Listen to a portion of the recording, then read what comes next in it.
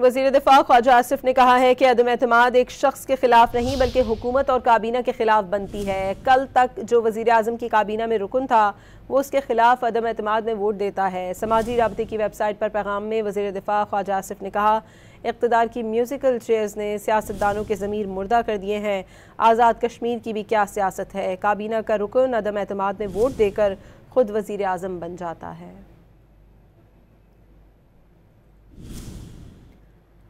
वज़ीर दिफा ख्वाजा आसिफ ने कहा है कि अदम एतमाद एक शख्स के खिलाफ नहीं बल्कि हुकूमत और काबीना के खिलाफ बनती है। कल तक जो वज़ीर आज़म की काबीना में रुकन था वो उसके खिलाफ अदम एतमाद में वोट देता है। समाजी राबते की वेबसाइट पर पैगाम में वज़ीर दिफा ख्वाजा आसिफ ने कहा, इक़्तिदार की म्यूज़िकल चेयर्स ने सियासतदानों के ज़मीर मुर्दा कर दिए हैं।